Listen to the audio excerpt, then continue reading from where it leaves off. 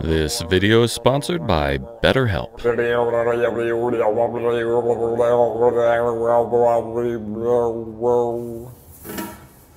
That was my didgeridoo. This week, in the shop, we're making bazookas.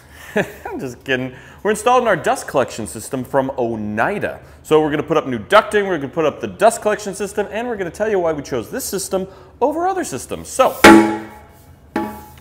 follow along. Don't really know what we're doing, but we're in this together. You guys come with us. We're gonna figure it out as we go, and we're gonna learn something.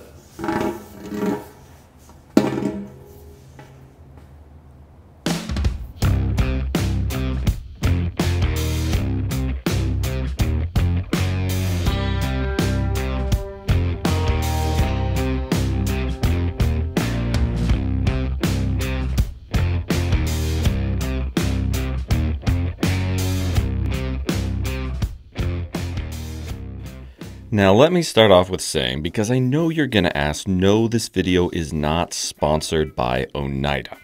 Yes, they did help us out with procuring this new dust collector, but we reached out to them. They didn't reach out to us and say, hey, could you please do a video on our dust collector? We looked around, we found what we thought would be the best setup for our shop, and we said, hey, Oneida, think you could help us out? And they did. So I'm going to attempt to give you the most unbiased opinion of this entire process as we move forward. Now things started pretty simply. We received a whole bunch of boxes on a pallet. So step one was to unpack all of the boxes and see how many pieces we were working with. And there were surprisingly not that many considering the size of this dust collection system. If there's one thing I hate, it is having to put together a million pieces and read instructions like this. Don't remove, because apparently the bottom of this barrel is reflective, and if you're using their sensor technology, well, you need that cardboard in there. See, normally I would just throw that away, but in this one rare instance, I actually read something, so we're just gonna leave that right where it was. Next, we had to find said instructions. Now there's a couple different sets that came in the packaging. There's one for the actual ductwork, and then there's one for the dust collection system itself. I took a few minutes to peruse the instructions to see what was in store for us, and then we got to work. Step one, according to the instructions, not me, was to set up the base. Now you can set it up in one of three positions depending on which gallon drum size we got. We got the 55-gallon drum with the mobile base, so we need to set it up in position 3, which is the tallest base size. Step one. Bolt these 4 pieces together to create a square. Now, according to the instructions, you're not supposed to do this all the way tight. You want to leave the bolts loose so that you have a little wiggle room as you put the rest together. Then you start bolting on the leg and upper base assembly, and it kind of looks like this. Now, this would be like position 2 because it's not very tall. This is if you're going to have a smaller drum, but since we got the biggest drum so we don't have to empty it as much, we went for position 3, which made it a little taller, like this. Now, the upper part has 4 brace pieces, but the lower part only had 3, and at first I was like, we're missing a piece. And then I realized, oh yeah, you gotta leave the front open so that you can wheel the drum in and out. Duh. Then you bolt on this upper support section. This is what you're gonna stack the actual dust collector on top of. It kind of looks like that. And before we knew it, the base was assembled. Step 1 complete. Can get rid of those instructions. Then I spent a little time assembling this mobile base. This is basically just a piano dolly for a 55-gallon drum so that it makes it easy to wheel the drum in and out when you have to empty it. You just screw the wheels on the bottom like that. And then all you have to do is take the 55-gallon drum and set it on top. Plop! Now, this isn't just going to sit there. You have to actually clamp it down. And they have a few different clamps that come with the mobile base depending on your drum size. I use the ones for the 55-gallon drum. And they just go through these little holes and they clamp it securely in place so it doesn't fall off and get dust all over your floor. And our drum assembly was, for the most part, complete. Then it was time to start assembling the actual dust collector. As far as I can tell, the assembly of this is kind of like putting together a giant cake. It's got a bunch of different layers that you stack on top of each other to make a delicious dust collection system. I don't recommend you try eating this. It's probably really, really bad for you. Now, before you stack all these layers together, you have to put this gasket material in between each layer so that when you bolt them together, it makes an airtight seal. This is super easy. It's basically just peel and stick tape that's got this squishy foam stuff. And so I added that to all the appropriate places according to the instructions. I don't quite remember how many pieces we had to add this gasket material to, but maybe 5 or 6. I will say it would have been kind of nice if that gasket was already installed. I don't think that would have been too hard for the folks at Oneida, but hey, at least with me doing it, I know that it's done right, and if it doesn't work, there's no one to blame but myself. With all the gasket material installed, we started stacking the pieces together.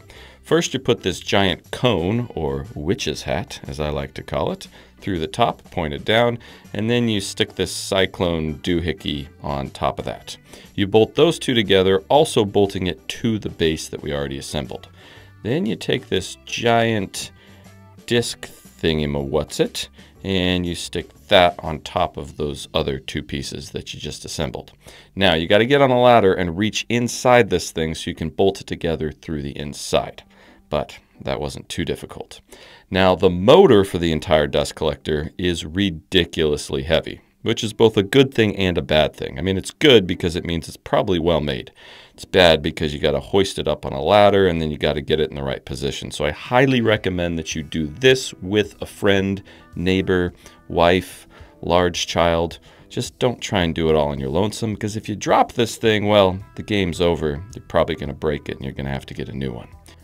Now, it was at this point that I realized we're adding a lot of weight to this stand and we haven't actually put it in the right place. In hindsight, we probably should have assembled it in its final resting place, but before it got too heavy, Craig helped me slide it over into the corner so that we could get it positioned where we want it to be permanently. Once we had it roughly in place, then we had to assemble the arm that's going to attach to the filter and the stacking sound dampener thing. It's got a technical name that I'm not remembering right now, but it's basically this cool like silencer for the dust collection system that makes it run a lot quieter. So you bolt this arm on like that and then it sucks you in. No, I'm just kidding. Then you don your top hat and do a little jig. This is actually not a top hat. It is part of the filter assembly. So don't wear it with your finest tuxedo. Now, you could mount the filter directly onto this elbow, but there's actually an option to get this stacking sound filter.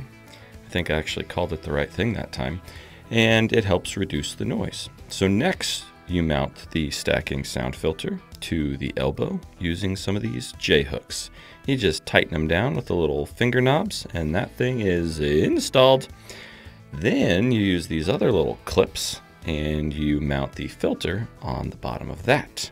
You just got to make sure that that top hat piece that you were wearing to dance your jig earlier goes on the top between the stacking sound filter and the filter, not on the bottom. Once you got that in place, you just bolt it on nice and snug, and then you add this little dust boot on the bottom. This is removable so that when you clean out your filter later on with an air compressor, all the dust will land in this, and then you can just unscrew it, dump it in the garbage can, and your filter is clean. Voila! Now, I was confused by this at first. Inside the drum is this mysterious piece of black plastic. I thought it was just some sort of liner. But after reading the instructions, this actually helps keep your bag in the correct position. Now, again, I thought maybe the bag went inside of that and then folded over the top, but that's actually not true either. The bag goes in the drum first, like this.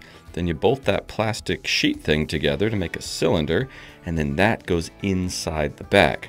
And you might be saying, well, the bag's going to fill up with dust. How do you get that black thing out of there once there's dust in there? Well, it's got these handy little finger hooks. You just hook on like this, pull it out, leaving the dust in the bag, empty the thing, and then set it up like it was before. This just ensures that the bag doesn't get sucked up in the dust collector or, get all folded over. But how do you know if your dust bin is full? Well, I'm glad you asked, because it came with this Dust Sentry bin detector thingamajig. It uses infrared technology to measure how much dust is in the bin, And then there's a cool light that starts flashing like a police siren when it's time to empty the dust. So you never get it too packed full and have a messy situation on your hand. You just have to put the infrared sensor through the top of the drum lid, and then there's a little cord connected to the light, and you wheel the drum over under the dust collector, kind of like this, put it in place, and then you can really stick the light wherever you want. You could stick it here or there, or maybe you could stick it there, or you could stick it really anywhere. I just used some double stick tape and I stuck it on the very top. I figured that would allow me to see it the best when I'm working in the shop. All right, that step is done. Then you hook on this flexi dust hose to connect the 55-gallon drum to the dust collector itself. And then you got to work on your wiring. Now, I would recommend having a professional do this. I had electricians come in and run the 220 over here. All I'm doing is installing the plug. So I mounted that on the wall. Now you do have to ground the system. This is really easy. There's an alligator clip. It tells you right where to clip it on to make sure the entire thing is grounded. You just wrap the wire around one of those J hooks and then you clip it on that sound stacking silencer thing. And then I mounted the on-off switch to the wall next to the dust collector, but you don't even need this because it comes with remotes, so you can just turn it on and off from across the room. And then all I had to do was plug it in, and the entire system is ready to turn on. This video is sponsored by BetterHelp. Do you ever get to the end of the day and you are just exhausted? And I don't mean physically exhausted, I mean mentally exhausted. And sure, it could be because you were thinking about how to put furniture together in your shop all day, but sometimes it goes beyond that. Sometimes you really need to just talk to somebody. And I don't mean a friend or family member, I mean somebody who's trained to listen and give you helpful, unbiased advice. But where do you find someone like that? It used to be really hard, but thankfully with BetterHelp, they've made it incredibly easy. You just go to betterhelp.com/bourbonmoth. You'll answer a few questions and they will match you with a licensed therapist who has years of helping people with struggles just like yours. And the cool thing is, they can work with whatever makes you comfortable as far as meeting with someone. You can do it via your phone or computer, email, messaging. They got all sorts of different options. Once you fill out those few questions on their website, they usually match you with somebody within 48 hours. So let BetterHelp connect you with a licensed therapist who's there to listen. All from the comfort of your own home. All you gotta do is click the link in the video description or go to betterhelp.com/bourbonmoth or select Bourbon Moth Woodworking when you sign up. And you'll receive a special discount off your first month. Huge thanks to BetterHelp for sponsoring this video. Now, if you want to know what not to do when you install a new dust collection system, just watch this.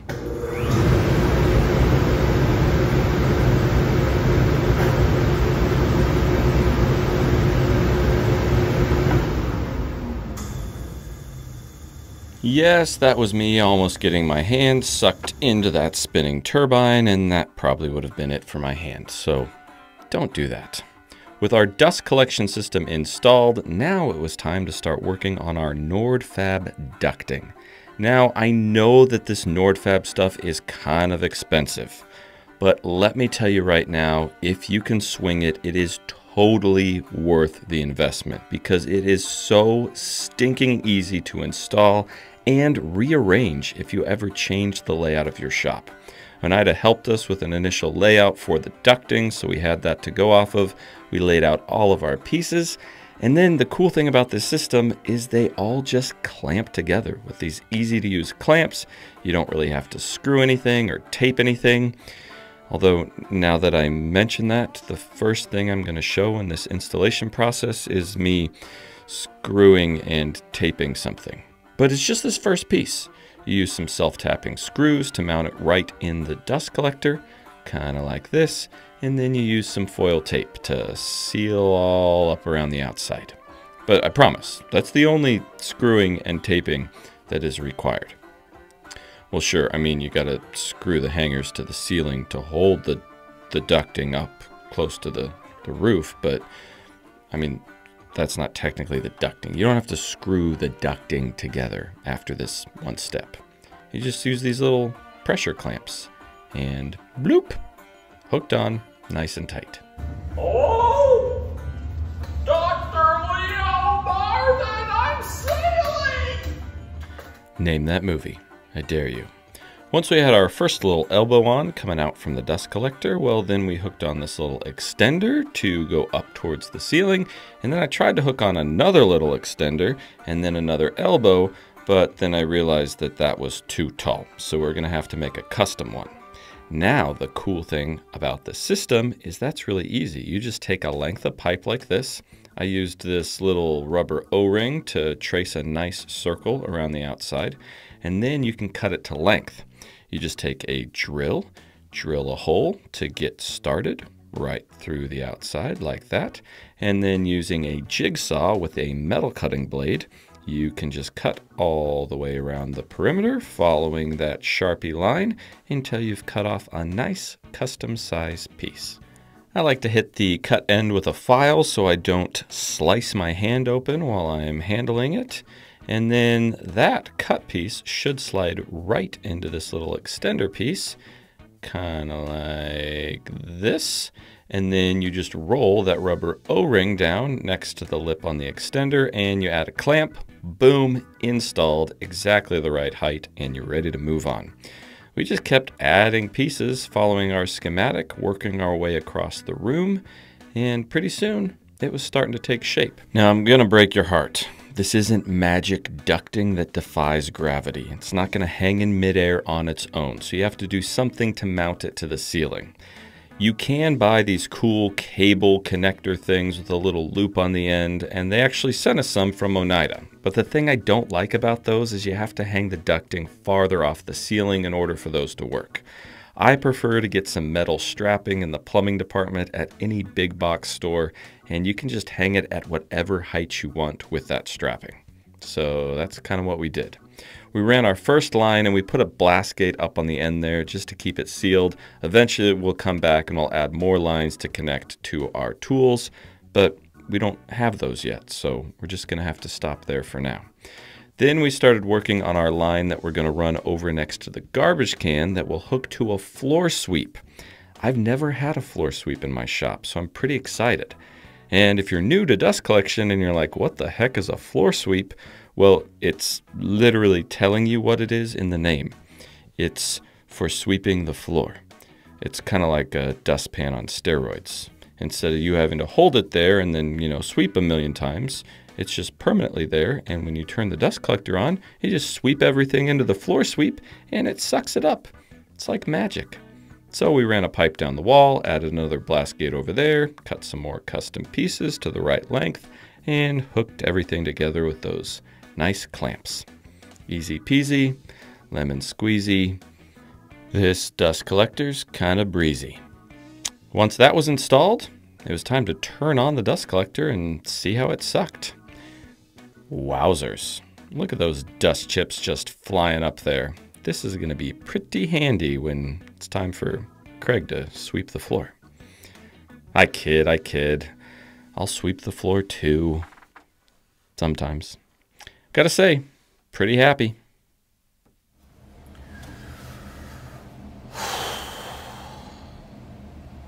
This thing sucks. Get it? Because, well, it's supposed to suck. I gotta say, first thoughts, pretty happy.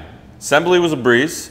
It is so much quieter than I thought it was gonna be. This stacking sound filter here, it's kind of like a silencer for the dust collector, and it does a great job. It is easily as quiet, if not more quiet, than the Harvey that I'm getting rid of to replace with this. Now you might be asking, why? Why did I get rid of the Harvey? Was there something wrong with it? Well, I'll go show you the Harvey in just a second. We can talk more about that. But another big thing is the footprint of this. It's pretty compact. You might not think this looks compact looking at it because it's so tall, but when it comes to a wood shop, you're thinking about the footprint. And this is less than 4 feet. It's like 46 inches by 30 inches. So it really doesn't take up that much space in your wood shop. And the power, as you saw with our little sweep over there, is, well, it's more than plenty for a shop of this size. So all in all, pretty satisfied. It's got remotes that come with it, so you can, turn it on from across the shop. Quiet, compact. What more can I say? Super excited to put this thing to the test. Let me go show you a few things about the Harvey that I wasn't too happy with and why I'm glad we're switching to this. Come on. I'll show you. All right, this is my Harvey. This is the dust collector I've had for the last few years, and honestly, it's worked pretty well. I mean, it sucks up the dust, it does a great job to handle all the equipment I have in the shop, but it's got some really big drawbacks, especially in a smaller shop space. Number one is that footprint that we were talking about. The new Oneida, it's about 46 by 30 inches, which is a really small footprint. This thing, because the dust port comes out the front, it's 55 inches by 55 inches. And if you're dealing in a small shop, that's a lot of space to take up just for a dust collector. The other thing that I have always hated about this unit is how quickly it fills up with dust. Now it is very easy to empty. You just undo a latch over here and you pull out these two little reservoirs. But there's just these two little garbage cans. They fill up so quick that when I'm doing a big milling or planing job, I'm emptying these 3-4 times throughout the day, which is a lot of trips back and forth for Craig to make to dump my dust collection.